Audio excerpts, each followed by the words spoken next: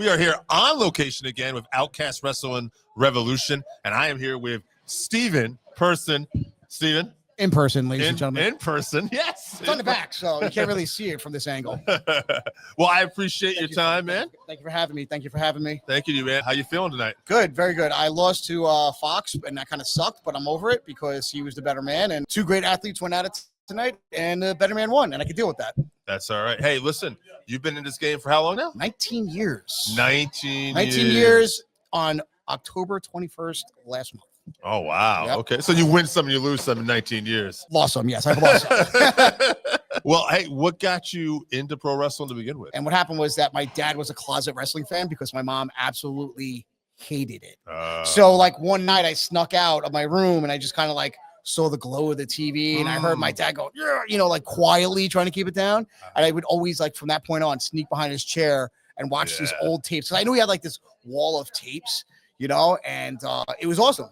So like he would just watch these old Madison Square Garden tapes. And, and I was just, one time he called me watching, he was like, you like this? And like, yeah, I was like, everyone else hates this. Why do you like it? I was like, this is so cool. It's like, how long, I was like, I can't remember how long ago, like how I can't remember the distance between when I found him watching this to actually like him catch me. But like, I just remember watching it. Yeah. So then he was like, don't tell your mother you're watching this. And then it just grew from there. And then my first ever wrestling show I ever went to was WrestleMania 4. My babysitter and her son, one of her other kids got sick. And my babysitter was like, listen, I'll take Mike because I have an extra ticket. Like, you know, his sister, you know, Michelle, which is her other daughter, can't make it. So I was like, okay. I was like, I watch wrestling all the time. My mom's like, all right, as long as he's going with you, you know, like, she's like, okay. And then I saw Macho Man win the title. And that was it. I was hooked. And then like, I mean, that was like my first real experience, you know, but my dad was like a purist. Like he watched WWE, but like he didn't watch like, you know, it as much as like the old tapes. That's what he grew up on. It was like his, it was his thing, you know? So I would just start watching Saturday Morning Superstars and all that other stuff. And I'm jumping up and down on the couch and it just bloomed from there. And then I learned I could do a very good Macho Man impression and it creeped my mom out. And she's like, where'd you learn that voice? Why were you talking like that? I was like, oh, it's from a movie I saw in school. She's like, all right. I'm walking around the house going, yeah, I'm not doing no homework. No way, no how. I'm going to sit there playing with my friends and just doing that. Doing that. She's like, awesome. Oh, it's, and my dad was like, oh, where did he learn that from? It's like, oh, it's from a movie. My dad's like, movie. Sure. So then, then many years later, I got into a friendship with a gentleman. And I actually met Big Vito. That's how I really got into pro. So he's from Staten Island too. I'm from Staten Island, New York. And I'm at a bar that's no longer there called Legends. And I'm playing pool and I'm having a good time. And then he walks in. And I'm like, oh, I know who this is. I don't know if I can curse. So I'm like, So I was like, oh, fucking shit dicks. I was like, it's fucking him. So I'm like, oh my God. And we start playing. He puts a quarter up on the table. And I'm like, I'm winning a pool. And I'm like, oh crap. And I'm like, I gotta play Vito. I'm like, hey, probably play cool. Like, hey man, how you doing? Nice to meet you. And he's like, yeah, let's play some pool. And I beat him. He goes, but no one else played next. Someone put the quarter next. So I play him again. And then he beats me. And then he was like, you're really good at pool. What do you do? I was like, oh, that's really cool. I was like, yeah. I was like, so quick question. Like, I'm just asking this, bro. Like, how'd you get into this? And he goes, listen, I went to Gleason's gym down in Brooklyn, WWE Hall of Famer Johnny Rods. Oh yeah. Johnny. And he was like, he's the guy who broke me in. I was like, is he still there? I was like, he's like, listen, tell him that I sent you. Go down there and whatever. So I go, oh, okay. Now my friend that I had a friend with from the bar. He goes, I saw you talking to Vito. I go there. He goes, come down on Saturday. We're doing a show. I'm like, give me the address. I go down there, watch a show, having a good time. Afterwards, I was like, yo, this is sick. He's like, you want to meet Johnny? I go, okay, cool. I'll meet Johnny. Johnny's like, oh, Pa, you know, you look like a big guy. You know, like you could do this, Pa, you know. I was like, and I'm like, yeah, I would love to. I was like, this is awesome. Right. He's like, oh, come down on Saturday and we'll do a little tryout. I'm like, okay. I actually makes you do a tryout right there. He goes, oh, Pa, get in the ring. This kid's Pete. It's like, oh, get in the ring with Pete. Show me what you can do. And I'm like, okay. And I'm like, I don't know what to do. He's like, take him down. And I have a military background, so like I knew a little. You know, hand to hand and everything like that. So we wrestled for a little bit. He's like, oh, Paul, yeah, come down Saturday. We'll do some things. It's me, my friend Romeo. Romeo, I love you. He's still out there doing stuff. He wrestles down with the Dudleys. I think he stopped. I'm not too sure, but beautiful family. I love you guys. It was me, him, and this other kid, and these German reporters from like this German magazine, right? But the thing was, like, I lived in Germany for 3.5 years when I was in the military. So I'm picking up on things that they're saying. Like, I'm like, oh crap, I know what they're saying. able to speak it somewhat. So not now, it's all gone. And they're saying things like, oh, not really important. So Johnny just beat the crap out of us. Like Johnny at the time was like 60 something years old. This is back in literally October 1st, 2006. And Johnny just beat the living dog crap out of all three of us. And I'm like, ow, boom, boom, boom, boom, boom, getting beaten up. And he just ran through all of us. And he's like, okay, Paul, come back Monday. We'll see what you do. And we're limping out of there. Like, oh, God. Like, I got to come back Monday? So now I come back, and he's like, oh, Paul, I'm going to teach you to, blah, blah. It's a test. There was a third kid there. Never saw him again. So me and Romeo, we started. And then, that was it. Wow. That's my trek to pro wrestling. That's great timing, too. Yeah, everything works out. I'm the guy who falls in shit. I'm being dead serious. Yeah. So that's great. So I'll get back. As wrestling nerd, though, I would have to say, when you said WrestleMania 4, I'm doing the math. I'm like, Savage. Savage. Everyone, it's kind of hard because there's a lot of stuff that happened at that WrestleMania. So you have like what's it called? Not the Mega Powers imploding. Pride and Glory blowing up.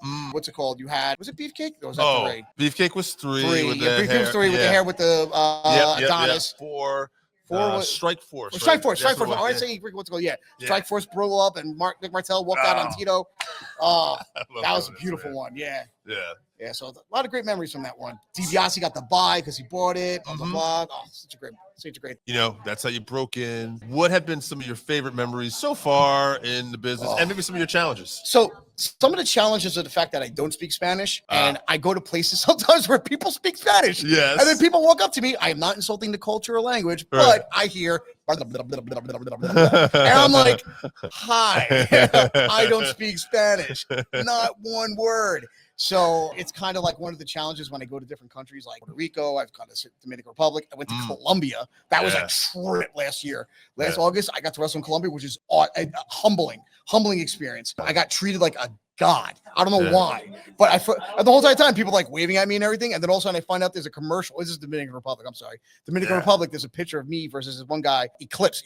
I love you. You're probably not understanding what I'm saying. There might be subtitles here. I don't know, but I got to wrestle Eclipse, and he's like kind of like a big guy out there. Yeah. And I wrestled him, and I'm sorry. In Dominican Republic. Yeah. I wrestled him, and it was awesome. So he really took care of me. We had a great match, amazing time in front of like 1,600 something people. Wow. And I was, again, I'm humbled because I don't know the language. I don't know the culture, and people are shaking my hand. I'm like, oh, you want this? I'm like, oh no, I'm fine. I'm like, why is everyone so nice to me?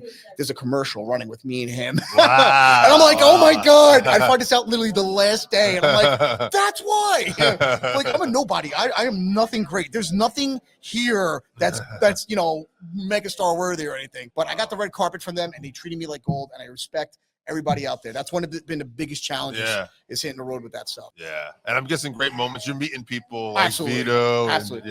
Vito, I wrestled Sabio Vega, which was like an awesome thing. I met 3/4 of Los Boricuas, okay? I see the freaking meet Jose Estrada Jr. I heard he does real estate now or something like that. I met everybody, and I've had a great time. I met one of them down in Colombia. I met Jose Castillo in Queens. And then, I wrestled Savio. Savio's awesome. He's always nice to me whenever he sees me.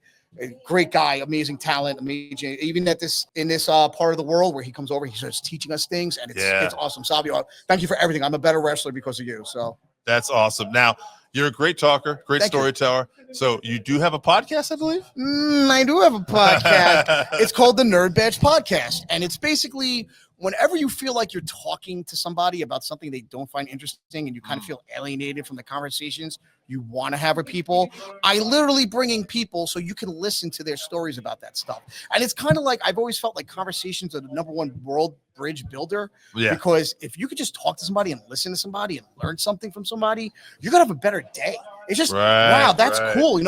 Like I have people on, my good friend Taryn, who works with Victory for the Voiceless. She is an amazing person who helps animals on strays and gets them homes and gets them fixes. If you could help donate, look up Victory for the Voices and give them donations. That would be awesome. The podcast itself on different sites. We have everything on Spotify, iHeartRadio, Amazon Music, Pandora, and iHeartRadio.